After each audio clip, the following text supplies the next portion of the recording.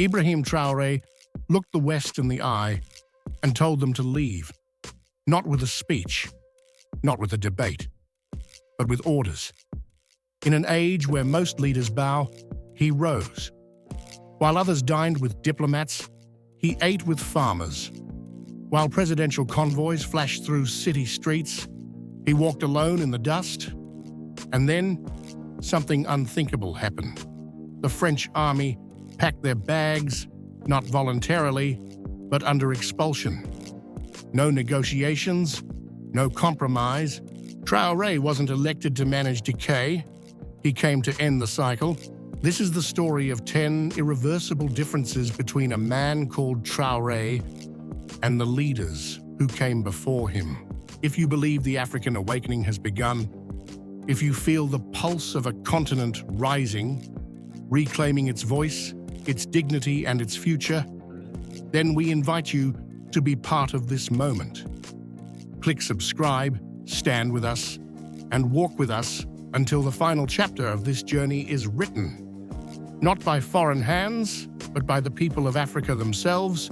In January 2023, Burkina Faso made global headlines when interim President Ibrahim Traoré officially ordered the French military to leave the country within a month. "We are not a colony of anyone," Traoré declared. Al Jazeera, Jan 22, 2023. In the same year, under his leadership, Burkina Faso ceased all military cooperation with France, terminated broadcast licenses of several foreign news outlets, and launched an ambitious national program promoting domestic food production, gold refinery, and energy self-sufficiency. "This is about sovereignty, dignity, and African pride," he stated in an address to the people. Reuters, Feb 2023. But these headlines were only a glimpse into a deeper transformation, because what Traoré truly changed was the definition of African leadership itself. But that's just the tip of the iceberg. The sun had barely risen over Ouagadougou when Ibrahim Traoré stepped outside his modest residence. No guards with shiny black boots or roaring engines surrounded him. Instead, children playing in the dirt paused to watch the man who had rewritten their country's destiny walk among them, not above them. He wasn't a man of ceremonies. His clothes were simple, a plain shirt and trousers worn from days in the field, not tailored suits. The streets whispered stories of presidents who lived in palaces, flaunted luxury cars, and hid behind walls of security. Traoré was none of these. As he passed by a small market stall, a farmer recognized him instantly. "Mr. President," she said with a shy smile, "the fertilizer you promised arrived last week. The crops are growing." Traoré nodded, eyes gleaming with a fierce pride. "Our land feeds us. It's time we invest in it, not beg for scraps from others." For decades, Burkina Faso had danced to foreign rhythms aid packages with strings loans that shackled and policies written thousands of miles away. Traoré was breaking the beat. He had declared war on dependency, on the luxury and disconnect that defined past leaders. His revolution was not in grand speeches, but in factories that produced fertilizer, in hydroelectric plants, powering villages, and in fields where cereal no longer whispered promises, but grew tall and strong. This was no mere political gesture. It was a battle for the soul of a nation. Inside a cramped meeting room at the Ministry of Agriculture, Traoré sat shoulder to shoulder with farmers, engineers, and young entrepreneurs. The air buzzed with determination, not the usual air of dread that had haunted government halls before. "We will build our future," Traoré said, quietly but firmly. "No more imported cereal that drains our markets. No more fertilizer sent from afar at cereals we cannot afford. We will manufacture it here. We will light our homes with power made from our rivers. And we will do it together. A farmer raised his hand. Mr. President, what about those who say this path is too risky? That without foreign aid, we will collapse? Traoré's gaze was steady. The risk lies in staying dependent, in allowing others to decide our fate. This is not a gamble. This is reclaiming what was always ours. Behind the scenes, his advisors worried.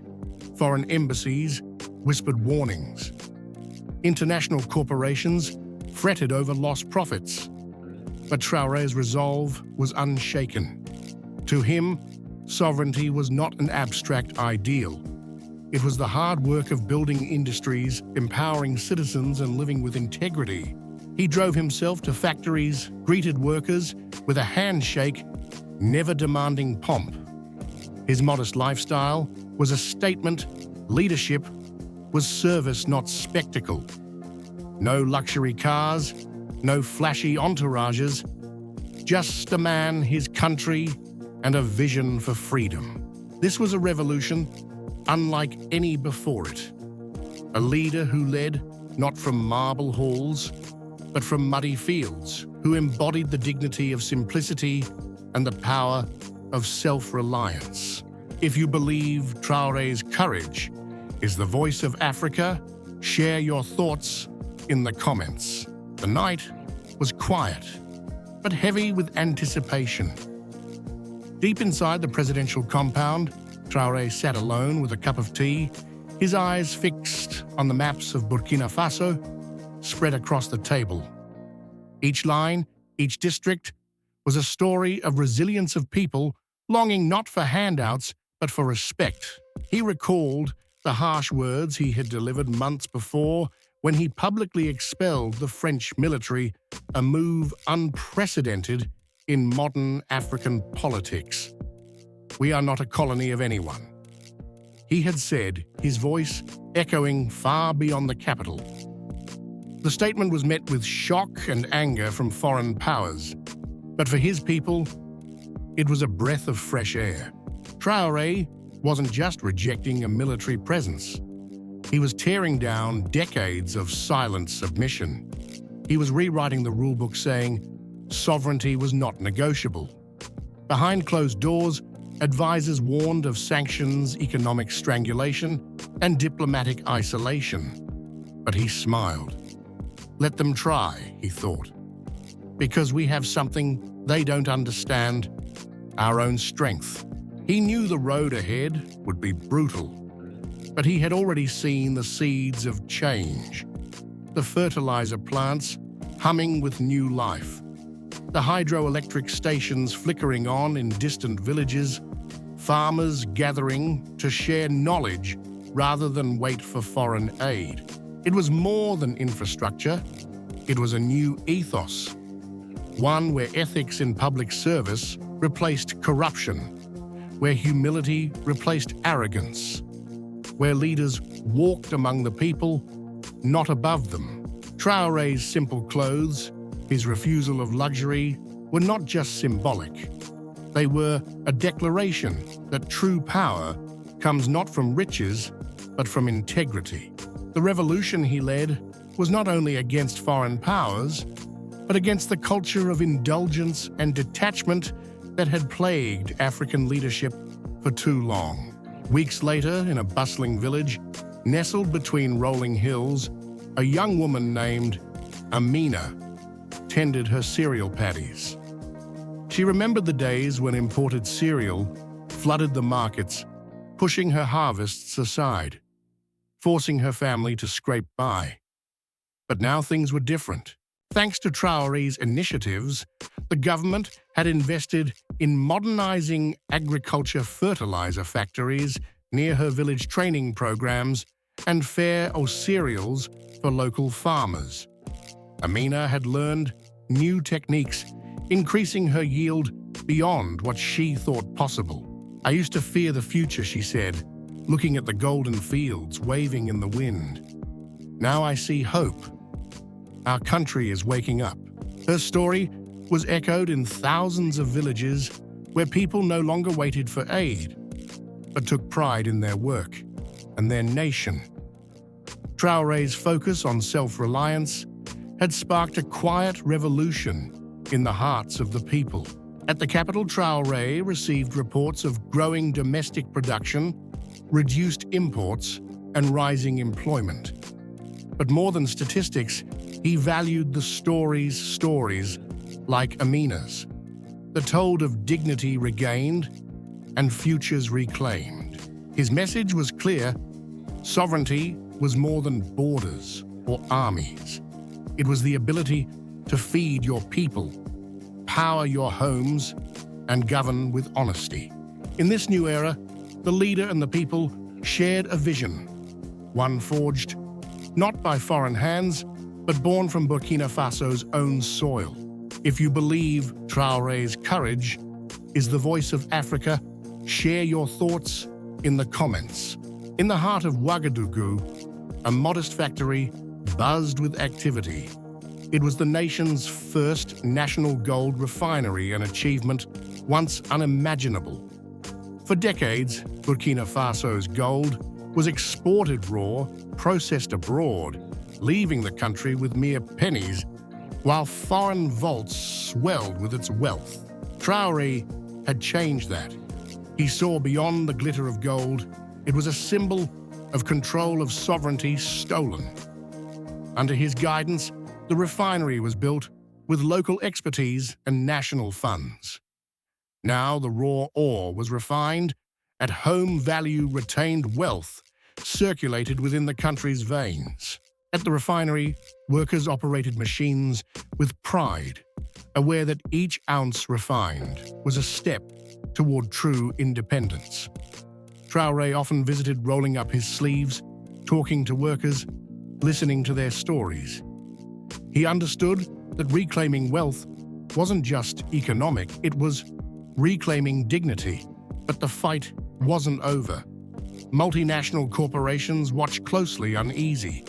Foreign governments whispered warnings, tried to exert pressure through trade and diplomacy. Yet Traoré stood firm. Gold belongs to Burkina Faso. Our people deserve its value, he said. In a national broadcast that stirred hope across Africa, this was more than a factory. It was a fortress of sovereignty, a beacon to all nations shackled by invisible chains. Beyond gold, Traoré's vision stretched to energy and industry. Burkina Faso, long reliant on unpredictable power imports, faced dark nights and dim futures. But new hydroelectric stations, built on rivers flowing through the country's heart, began to change that. One such station, nestled in the hills, brought light to villages that had never known electricity. Children studied by lamplight no more.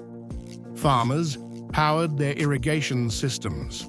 Small businesses opened doors, long shuttered. Traoré personally oversaw the opening ceremony, standing among villagers who had waited generations for this moment. Energy is freedom, he said simply. Without it, no nation can stand. Meanwhile, the government encouraged farmers, providing tools, training, and access to markets. Domestic cereal production surged, reducing imports and bolstering food security. Tomato processing factories replaced cans shipped thousands of miles. Each project was a brick in a fortress of independence. But Traoré knew the real victory was the spirit revived, the belief that Burkina Faso could build, govern, and prosper without foreign strings attached. Critics warned of isolation, economic pain, and global backlash. But Traoré's people saw a leader who put sovereignty first, a leader who chose discomfort over humiliation, authenticity over spectacle.